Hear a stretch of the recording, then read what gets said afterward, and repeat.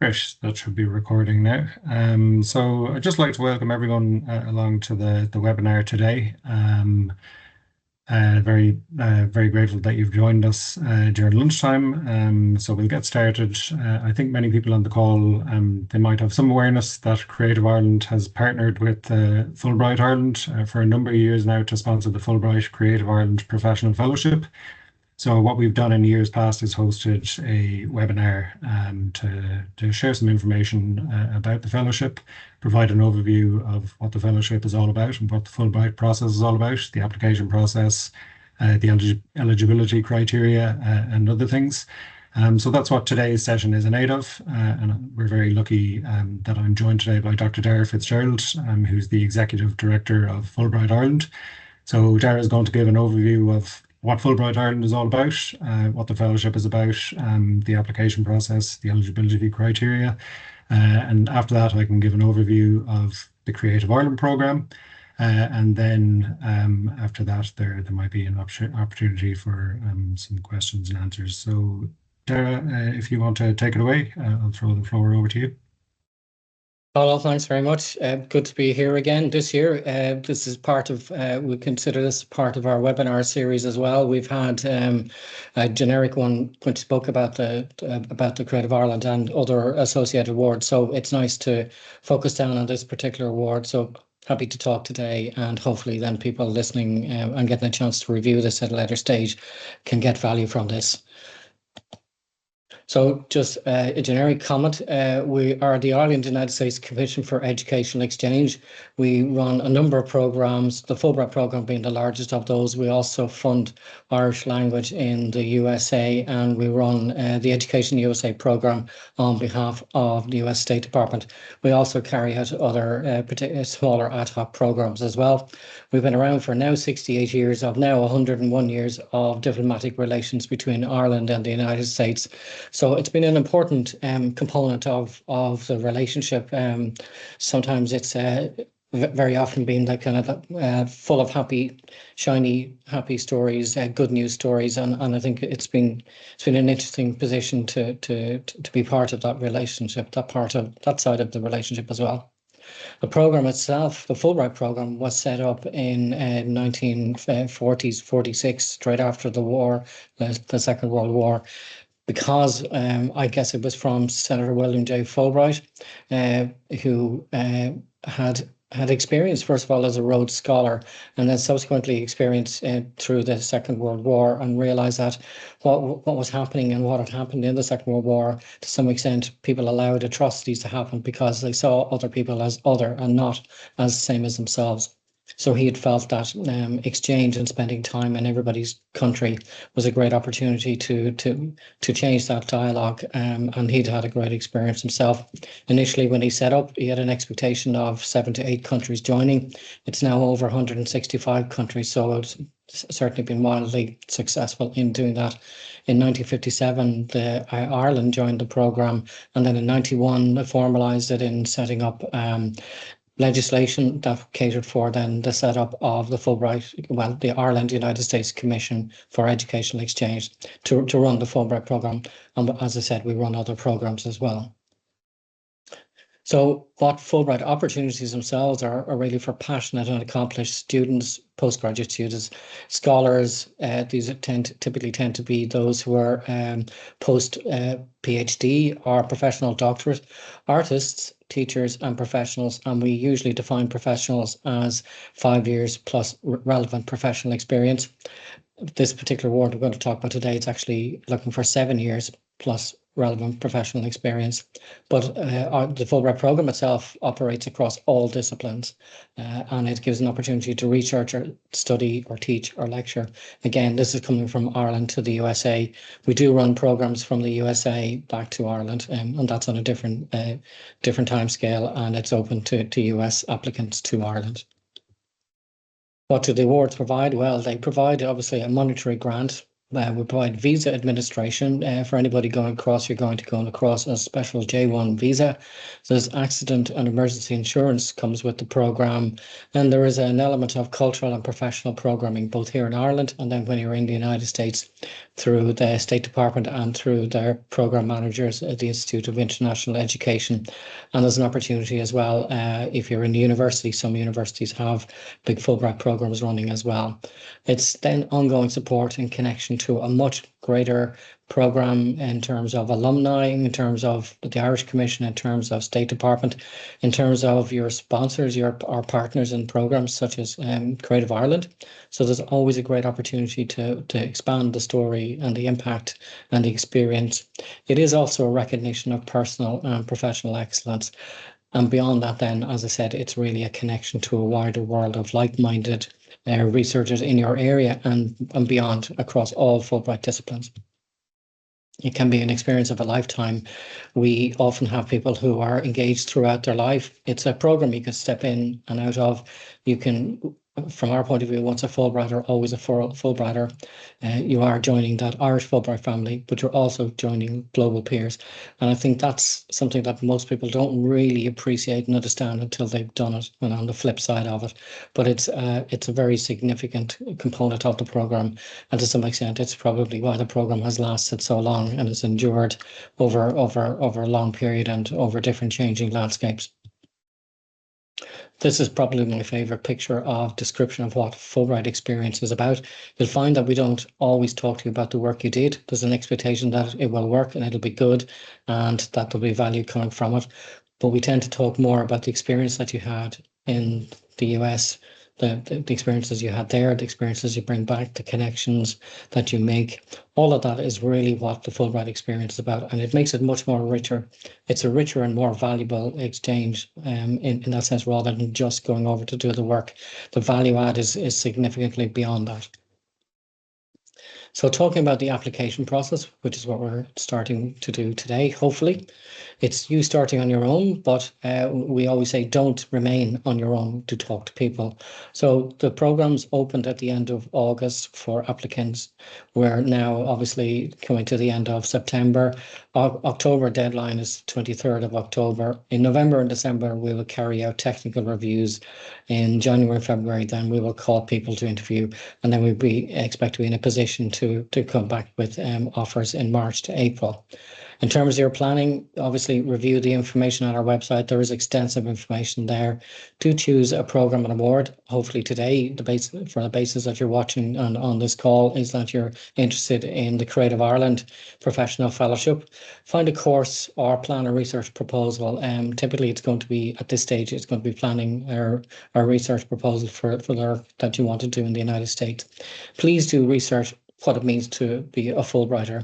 I would hope to some extent as well that also aligns quite well with the Creative Ireland mission as well. But it is very much about impact. It is very much about you. It is very much about cultural engagement between Ireland and the United States.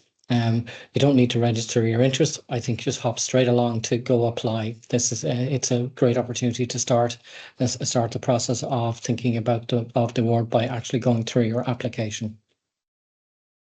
So in terms of the specific, for the people who are on the call today, the specific types of programs that you're interested in, it's going to be a scholar professional award. So we call it a scholar program, but actually it's open to professionals, as I said, for 5 years, or in this case, 7 years. If you can look at other opportunities we have many across the board. All disciplines is always open to, it is just that, all disciplines. So anybody watching this today could also apply through the All Disciplines program. You may be able to apply through other awards as well, but I think your interest is probably primarily going to be in either the Creative Ireland Professional Fellowship or potentially through the All Disciplines, or potentially there's always an opportunity to maybe move from one to the other as well. So establishing eligibility, Irish boards are open to Irish citizens or EU and UK citizens who have been in country with for 5 years or more, and you will have to prove your residency over that period. You should really demonstrate a strong rationale for where you're going to the US and actually why the US. So these are important items to consider when you're doing your application. Also explain why Fulbright. and why Fulbright, if you're applying for the Creative Ireland Award, why the Fulbright Creative Ireland Award is the most appropriate for your work, because potentially you could get to the States or you could go to another country for, under a different mechanism. So do understand that. You must comply with the 2-year home rule. That's associated with the J1 visa that you get. What that means really is that if you wished to go back to the States for a longer term residency or visa, that you would have had to, post your Fulbright experience, you would have had to spend 2 years back in Ireland. If you're not going to the States for any long term, it doesn't impact you for holiday visiting visas. You can't be a dual US Irish citizen. Again, part of the reason for this is that it's a cultural exchange program. If you're already a US citizen, then you probably have moved on past the cultural barrier. You're well established in the United States. You cannot be in the US at the time of your application, and you cannot have recent extensive experience of studying or living in the US. If you have any specific queries about that, please do reach out to us. It's reasonably benign. What we really mean is that we haven't spent for the last 4 years studying or living in the United States. If you had a previous experience, or you went on a previous J1, or you spent time on holidays in the States, that's not going to count. But if you have any queries, you can ask us at awards@fulbright.ie. So in terms of the awards that you might particularly consider, I think kind of the key one we're talking about here now is the Fulbright-Creative Ireland Professional Fellowship Award. There are other fellowships that might suit student, and actually the Smithsonian used to be just for students, but now they've opened it up to scholars as well. So that's a fellowship with the Smithsonian Institution. Again, you can look at all of your options. Go on to Fulbright.ie and establish what your interest might be and how it aligns, and then choose the best award for you. All Disciplines Award, just to briefly talk about that, you must have a PhD or 5 years plus relevant professional experience to apply for that. It's going to be because it's a Scholar Award, it's going to be 3 to 10 months. If you are applying as a postgraduate for the All Disciplines, then it would be for 4 to 10 months. Again, it's not particularly relevant to the award we're going to talk about in a minute, but it is relevant to other awards that you might be considering. So talking about then the main award, we've had this award over a number of years, and it's been a very useful award.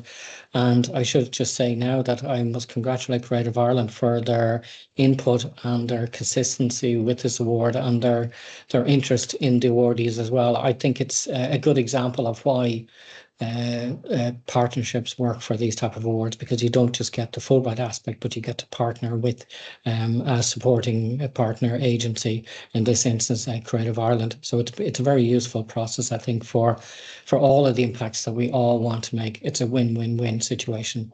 So in terms of the professional fellowship, it is for scholars and professionals. You must have, if you're not a PhD, you must have 7 years relevant professional experience. And Colin may want to talk a little bit about this towards the end as well.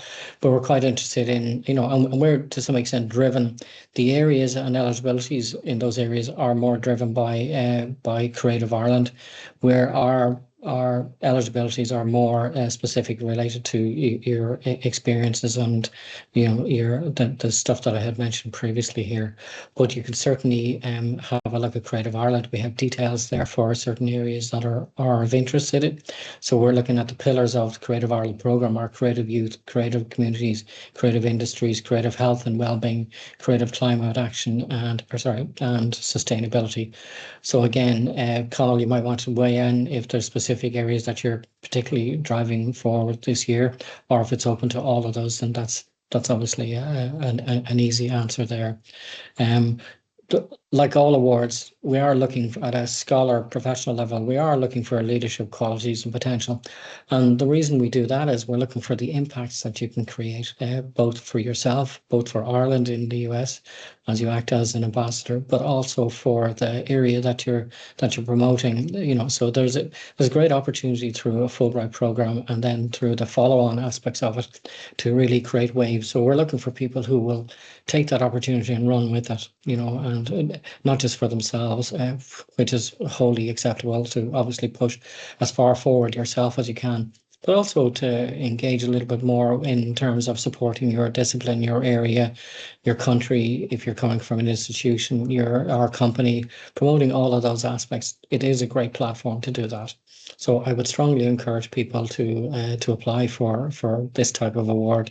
As I said, the benefits of the Fulbright aspect, the benefits of the Creative Ireland aspect, the benefits of the exchange program being in the US, being very well recognised in the US, they're all very, very strong components that should hopefully push you into the position of deciding to apply. And again, as I said, the application process it's a single step to start the process and then learn as you go. And we have bundles of information to help drive you along. And if you can't, if you have a query that's maybe not answered, absolutely reach out to the Commission. We're very comfortable to speak to you about all aspects of the programme. Just in terms of the programme and on our relationship with Enterprise Ireland, we've had a number of different programmes and awards over the years, and this just highlights some of the people who have done this. So anybody considering applying for the award, consider that others have applied, were in your position, applied, were successful, and have tremendous experiences, and in many cases are still well engaged with Creative Ireland. Just some pictures to follow through with that. All are successful, and these are now Fulbrighters. They're part of the Fulbright community, and again, I would imagine all of these are going to be quite happy to speak to you. It's a generic thing. The Fulbrighters are delighted to support other people having the same experience that they had. In terms of the application requirements, well, it's provide your personal information and a CV, and then more importantly, really, it's a Fulbright statement, a personal statement. We invest in people. We really want to understand about you. We don't want to see everything through the prism of the work you're going to do. That's your project statement. That's the next part of it. That's important as well. It should hold water. It's going to be reviewed. But again, if you go back to the Fulbright statement, personal statement, this is going to be very much about you and your passions and your drive. So I would say, please do give great consideration to that. You may well talk to other Fulbrighters who've been in that position to understand what that really means. You would need 3 professional recommenders. You can decide the level of professional as described there. Passport copy. Samples of work for artists, and if this is something that you're presenting on the basis of your art, ideally if this is available online, that would facilitate the reviews, but you can send us in examples and samples and we can share them out. We will obviously then send them back unless you advise us that you have other copies of them. You don't require them. The last thing is you may require, well, at some point you will require a letter of affiliation if you're going over from an institution and effectively that's saying that they are happy to host you and they will provide the space that you might need to work in the United States. You don't necessarily have to have it when you apply, but at some point down the line, we would expect that you have some verification that the project and where you want to go actually is realistic. And from your point of view as well, the sooner you get that, the sooner you know that it is really a viable option going forward. There is always an opportunity to pivot if it turns out that the specific institution or group that you wanted to go to are not now in a position to support. We can look at pivoting and assessing the next option that you may find. So that comes to the point about who do you want to work with. There are so many options in the United States in terms of academic institutions. There's over 3,000 to 4,000. You have museums, you have research groups, you have other groups. And, in terms of this award as well, we're quite open to who your hosting group might be in the United States. If you have any specific queries, again, come back to us, ask us sooner rather than later if this is going to be seen as a viable option. Typically it is, so there are lots of options there. I would say, particularly if you're talking to more academic institutions, be very clear from the very beginning that you're applying for Fulbright Award. People in the States are going to be quite impressed that you're looking for that, and they will understand where you're coming from. There might be some other groupings, museums and others who may be less familiar with the Fulbright program, but I think you should explain to them. Chances are in the United States that they are pretty aware of the program, and the prestige and the value associated with the program will be something that I think will help smooth the pathway to getting support from them. But a key thing we would say, and it's in the hint there, it should make sense to you first before you try to push this through in your application, before you even maybe potentially reach out to you or to your potential hosts. You should consider why it makes sense to you. And that comes down to telling yourself and then everybody else, I need to go to X place because Y reason. So that should be, you should be able to distill that down to a very simple point. And then if it's clear to you, it'll be easy to make it clear to everybody else. So your project proposal, why is your work groundbreaking, interesting, impactful, all of those things. You can decide exactly what you mean. What's the value of the work that you're going to do there, or the value to you, or to your industry, or to your discipline, or to the group that you're going to go visit in the United States. And again, why the United States? It could be another country. So why do you need to go there? Be as specific as you can about the area that you wish to focus on. I think that it comes back to the story as well, that it should make sense to you. So you should be reasonably, you should have a good understanding of what it is you're going to do there. And therefore you'll be able to explain your objectives and your expected results quite clearly. And then beyond that, what impact will have this have on your discipline or your research or your career? So why is this a good thing to do? It's really looking to the future as well. And again, just to understand that at Fulbright, we're looking for the impacts as well, the personal impacts, the cultural impacts, the industry and discipline impacts as well. But when you're coming back to your Fulbright statement, and I've already said this a couple of times, but it is really about you personally. Tell us all about you. This is something people sometimes struggle with, particularly if you're coming from a more academic background where you're used to talking about the work you're going to do or papers you might develop from it, or perhaps even intellectual property you're going to develop. That's not what we're looking for in terms of your personal statement and your Fulbright statement. It's really about you. Fulbright is about people. We invest in people, and Creative Ireland are looking for people who are going to, help have impact in the space, and they're also supportive of many practitioners who are in the Creative Ireland space. So it is very much about you. That's what we will be looking to you. Don't rehash your study objective or your CV when you're putting in your Fulbright personal statement. Again, consider why you need to do this. To be honest, it's probably one of the real values that many applicants get, irrespective of whether they're successful or not. The thinking and the information and the collation of all that is often very available to you, and it's transferable across many applications. It could be another award application. It could be for a job that you're applying for, or it could be just a decision you come to say, well, this is what I now want to do in my research, or maybe even in my life. But time and time again, we get applicants come back and say, that was a really useful exercise, irrespective of whether I'm successful or not. I've gotten value from the process, to the point where they say there are no real downsides in applying. It's really just your time.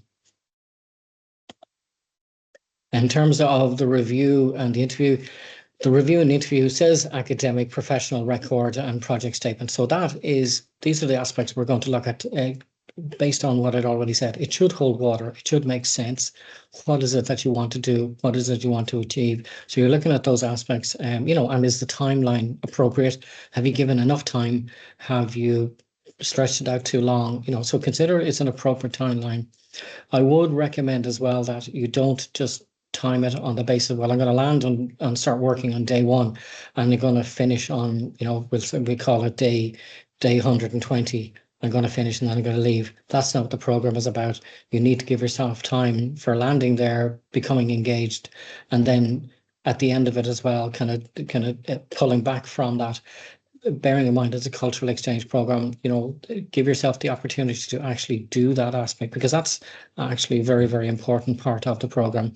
So the other part of it then is that cultural engagement and the leadership. So give yourself the opportunity to show that you are going to be engaged culturally, and that these are the skills that you have, or these are the skills you would like to develop, or these are the connections you would like to make. That's important there.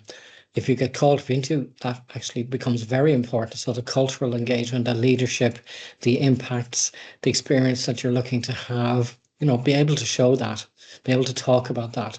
That's much more important. At the technical review stage, you could well be talking to people who are not experts in your area. So consider that you should be able to explain to that in simple terms and get your message across. So our values, well, I think it really summed up. We are dedicated to fostering merit-based excellence while honouring the unique contributions of every individual. This really comes down to our view of tell us about you. We're very interested in the broader aspects of people, and we can't always get that information from the dry academic space of maybe a project proposal. So again, we do want to find out about you, all aspects of you. So please do tell us that, because we're interested in all the components that make up applicants and then future Fulbrighters as well, because it makes it a very rich program and a rich alumni base as well. And if you get the opportunity to engage with any Fulbrighters, I think you'll see the fruition of that. Resources, there are lots of things you can do. You can talk to Fulbright ambassadors if you happen to be in a higher education institution. We have 22. You can look at videos such as this, or alumni videos, and you can look at testimonials. You can look to attend any Fulbright events. If you're in a higher education institution, you could speak to them. You can reach out to the commission as well. You can follow Fulbright affiliate groups. And if you go to our website, you'll see all of the other options and all of the other videos that you can watch as well.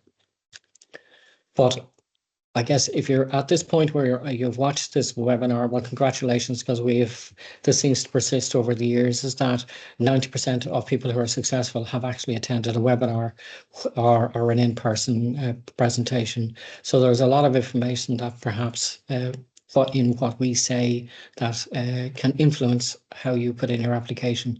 Again, it's a slightly different application from many that you might have previously put in. I would say as well, talking is good. Do reach out. 50% of people who started but didn't complete an application didn't engage with any support. So sometimes people have finished they stop their application because they suddenly realize this is not the time for me, or I'm not exactly sure what I want to do, or this actually isn't for me either at this time or ever. But there's a group of people who start the application, get a bit frustrated because they're not clear about what they want to do, and they just stop. Best way past that is go talk to people, talk to Fulbrighters, reach out to us as well. As I said before as well, there are no downsides in applying for the award. It really is just your time, and a time well spent. In terms of the Fulbright name and brand in the United States, it's very much an open door. And actually, it's an excellent time to apply to the program to travel to the United States. There's a myriad of people with open arms who are looking forward to you coming and engaging with them in the United States. So it's an excellent time. And I think anecdotally, we are seeing for some of our European programs who are a little bit ahead of us in time, they're seeing applicants surging. So I would certainly say that this is an excellent time to apply. And the last thing is, there's a great opportunity to join a Fulbright family. People from all walks of life, from all age groups, from all experiences. So it's a great opportunity to join them, meet people that you wouldn't typically meet, and be connected to them under the Fulbright family umbrella. So I think this is, Conal, this is where I'm going to hand over to you. So if you want to say next slide, whenever you're ready. Yeah, lovely. That's great. And thanks for that overview there. It was very comprehensive, particularly the detail around the application process. And it's great to see your openness to receiving and fielding queries as well throughout the process. So I would encourage people to do that when they're sitting down to think about this. If there's any specific queries, they can get in touch with yourselves and hopefully work from there. So what I'll do is I'll just give a broad overview of Creative Ireland, the Creative Ireland programme itself, hopefully give a flavour or a sense of who we are and what we're about. And then I can speak in more detail as to how people might think about how their application or their work might fit in with the fellowship, and how they might kind of craft their application or target specific areas of our work to strengthen their application. So who are we? What is the Creative Ireland programme? The Creative Ireland programme was set up by government in 2017. With the ambition to transform our lives, society, and economy by increasing the connection to our collective creativity. As you can guess from the date, we were set up directly in the wake of the 2016 Centenary Programme, which saw the largest programme of cultural and creative events in the history of the state. And the public responses to celebrating 100 years since the 1916 Rising was largely a creative response. Communities across the country celebrated the culture that has emerged from our independence. And the power of the organic creative response and the recognition that our innate creativity should be fostered and encouraged to support our continuing transformation as a society going into the future. That was the inspiration really behind the establishment of the Creative Ireland programme. So what does that actually look like in terms of a work program for ourselves? Well, the vision for the Creative Ireland, there's two strands to it. So if you click next there, the first element of it should appear. Yeah, so the first element is to embed creativity in public policy across government. So we work with partners across government, across civil and public service, and work with departments and agencies to try and embed our work and our initiatives in the work that they do. And then the second element of it is to show or to demonstrate how culture and creativity contribute to well-being, social cohesion, and economic development. So all of our initiatives and projects, they carry with them an evaluation element. So the idea is, and we've been successful with this to date, is that we are all the time building a robust evidence base to demonstrate the value of what we do. It's not just us saying that this is a lovely thing for us to have, please support us. We have a strong and a growing evidence base to demonstrate that there's real value, real social and economic value to everything that we do. So next slide there, please, Dara. Our purpose then, it's to inspire and transform people, places and community through creativity. Our vision is to put creativity at the heart of public policy to allow every person in Ireland the opportunity to realise their creative potential. So to go back to what I was saying there, we work with partners across civil and public service to embed our work in public policy. And that's the legacy piece behind all of this, I think, is if we can successfully do that, if Creative Ireland disappeared tomorrow, that would be the legacy of the work, the fact that it would be embedded across the system. Our role then is to act as a catalyst for policy and system change throughout the public sector. So next slide, please. So how we actually do that then on a day-to-day basis and on the ground, Dara referenced this earlier on in his presentation, but the Creative Ireland programme itself, it's comprised of 5 separate pillars. So we have creative youth, creative communities, creative industries, creative health and well-being, and creative action and sustainability.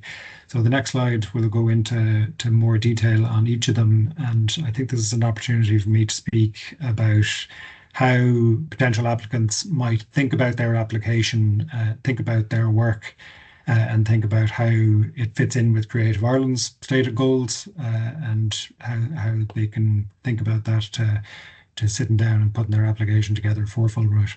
So as I mentioned, we're comprised of 5 pillars. There's creative youth, communities, health and well-being, climate action and sustainability, and industries. So what they actually are in more detail on the creative youth side, we work to protect and enhance the creative ability of every child throughout the country. So our definition of youth there, it's quite broad, it's quite capacious. And when we say youth, we mean anything from year 0 up to 24. So if you work in a youth organisation or a youth club anywhere across the country, if you're working with children from the ages of 0 to 24, we welcome an application from yourselves. And as I said, it's quite broad and it's quite capacious. Anything basically in the youth space, we want you to consider applying and we welcome an application. Likewise, in the community side, we work to harness local creative potential to develop great places to live and enhance community and economic well-being. So again, if you work in a community group or an organisation, you should consider applying.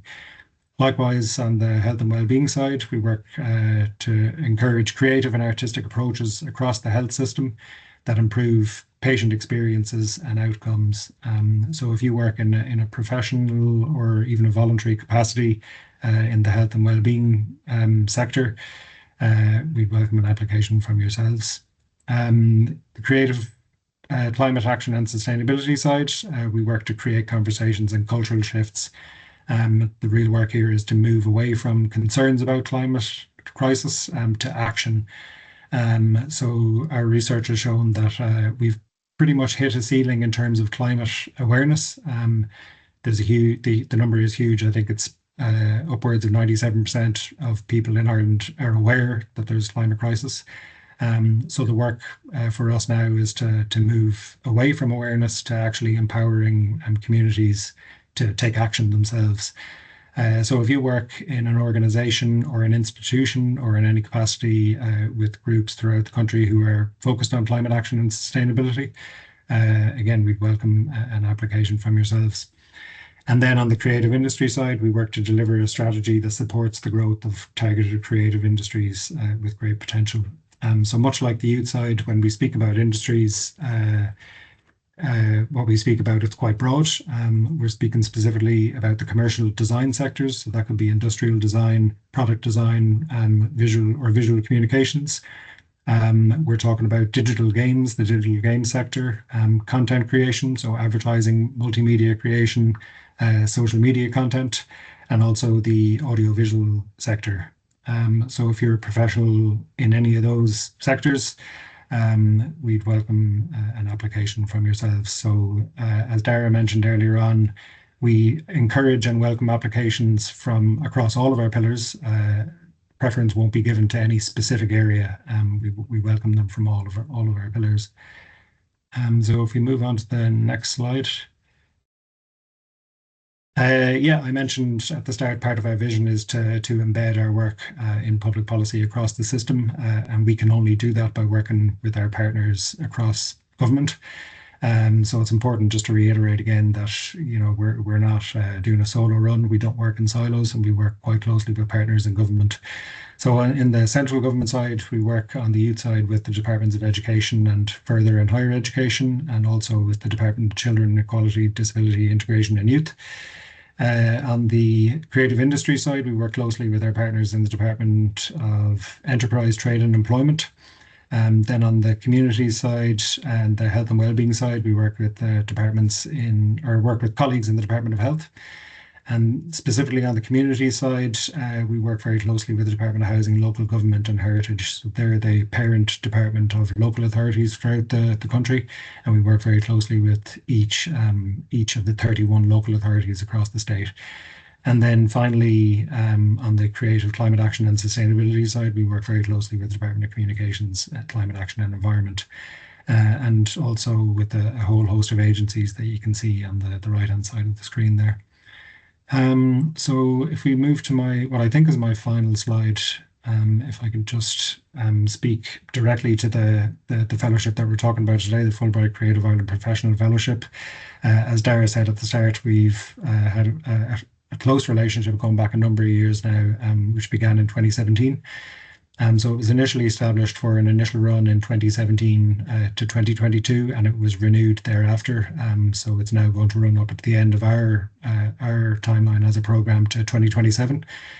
And the institutes that past scholars have gone to are the Smithsonian Institutes, which I think comprises of 17 institutes across the US. The Ransom Center in Austin, Texas, the Exploratorium in San Francisco, the Art Institute in Chicago, and the Maxine Green Institute, which I think has areas, again, across the US. In total, we've allocated €185,000 to the fellowship. So that's from its inception in 2018 up to the end of the program in 2017. And the idea, of course, will be to review where we stand then and see if it's possible to extend it further. So the key considerations that I'd like to drive home at the end are the fact that it's a professional fellowship. So it's not only open to people who are academics or people who are on the PhD track or who already hold a PhD. All that's required in it is 7 years experience in your field, as Dara stated earlier on.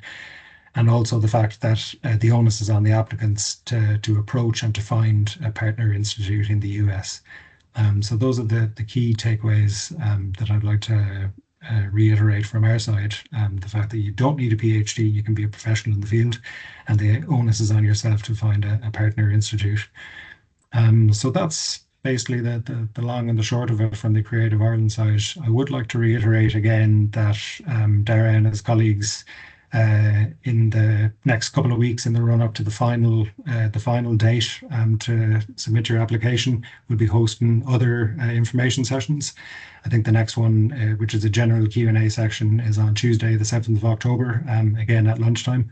So if you're interested in having a specific Q&A session, or if you think you have any specific questions, I definitely recommend attending that. But as I said, that's it from myself. I can't see any questions in the Q&A that are popping up, so I think we'll draw to a close now and reiterate again that that session is on the 7th of October, and I'm sure that would be very useful to attend. So before we finish up, I'd just like to thank Dara again for your time today and for the very comprehensive and informative overview that you gave us. And I'd like to welcome you again now just to finish off with any closing words. Colin, thanks very much. I learned things as well about the Creative Ireland programme that I had a better detail there. So thanks very much. It was lovely to get that. I think once this is available as well, I will probably put it directly onto the awards page associated with this particular award. So that's great. Thanks very much for your support, and for Tanya, who's been a long stalwart support of it. And we have progressed it. We've migrated it. The options are still open for the fellowships as well, for the Harry Ransom Centre, for the Smithsonian, and for the Exploratorium as well. So those programs still operate. Two of those can take scholars, and all three of them can take student applicants. But Colin, thank you very much, and it's been great working with you guys, and we're looking forward to seeing all our applicants now on the flip side. And again, if you have any queries, the easiest thing is to reach out to awards@fulbright.ie. We'll be happy to engage with you. And if you have started the process and you have queries, as Colin has said, the 7th of the 10th, 25, it's a great opportunity for just to get down to the nitty gritty. You're already in the process, so we're not encouraging you to apply at that stage. It's encouraging you to complete your application, and if there's any queries you have, to iron them out at that stage. So thanks very much. Perfect. That's great. Thanks a million, Dara, and thanks to everyone for attending today.